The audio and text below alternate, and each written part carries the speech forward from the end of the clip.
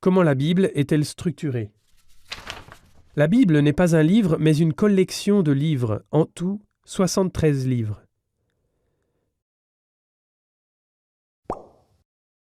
Chaque livre de la Bible est divisé en chapitres, et chaque chapitre a des versets. Quand on cite quelque chose de la Bible, on nomme d'abord le livre, souvent abrégé, puis le chapitre, et puis le verset. Cela a l'air logique. Et de fait, c'est vraiment logique. Car dans toutes les langues, traductions et éditions différentes, il n'y a jamais la même chose à la page 79 en bas. Mais quand on dit Genèse 45:4, tout le monde trouve vite le même contenu. Les 73 livres de la Bible se divisent en deux. L'Ancien Testament, avec 46 livres, et le Nouveau Testament, avec 27 livres. L'Ancien Testament couvre environ 1300 années. Depuis le temps de Moïse jusqu'à Jésus. Il raconte l'histoire changeante du peuple d'Israël. Seulement le tout premier livre du nom de Genèse est avant ce temps.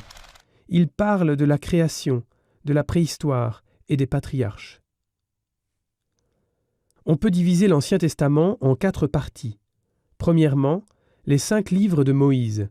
Les Juifs les appellent Torah, et ce sont les écritures les plus importantes du judaïsme. Deuxièmement, les livres historiques.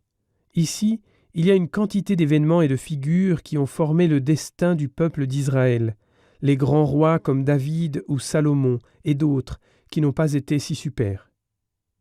En troisième lieu, nous trouvons les 7 livres de la sagesse dans l'Ancien Testament.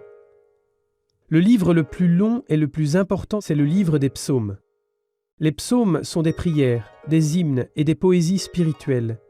Même après 3000 ans, ils n'ont pas pris de poussière, mais ils sont chantés et priés dans les églises et dans les synagogues. Les livres des prophètes forment la 4e et dernière partie de l'Ancien Testament.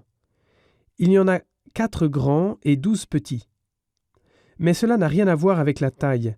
Les grands prophètes nous ont laissé un texte long et les petits prophètes ont laissé un texte assez court. Et c'est pour cela qu'on les appelle comme ça. Les prophètes, les grands et les petits, sont comme un téléphone de Dieu dans le monde. Ils proclament la parole du Seigneur. Ils consolent et donnent de l'espérance. Espérance? Espérance de quoi? De la Nouvelle Alliance, du Nouveau Testament. Dans l'accomplissement des temps, après une préparation longue et difficile, Dieu a envoyé son Fils. Il est né à Bethléem et crucifié à Jérusalem. En Jésus, une nouvelle alliance entre Dieu et les hommes est faite. Le Nouveau Testament parle de Jésus, et ce Nouveau Testament, on peut le diviser en 4 parties. D'abord, les 4 évangiles. 4 rapports sur la vie de Jésus, sur ce qu'il a enseigné et ce qu'il a fait, et comment il a racheté l'humanité. Deuxièmement, les actes des apôtres montrent l'histoire du début de l'Église et les voyages de mission de l'apôtre Saint Paul. L'apôtre Saint Paul domine aussi la 3e partie du Nouveau Testament, les lettres. 2 tiers proviennent de lui. Les 21 lettres en tout ont été envoyées par les apôtres aux premières communautés chrétiennes pour expliquer la foi plus profondément et pour fortifier leur foi. Enfin, la 4e partie du Nouveau Testament, c'est la révélation de Saint Jean. C'est une vision sur le passé, le présent et le futur de l'Église. L'apôtre Saint Jean l'a écrit pendant son exil sur l'île grecque de Patmos. Avec Saint Jean est mort le dernier des apôtres. Avec ses écrits se termine la Bible chrétienne. Ce sont donc les différentes parties de la Bible.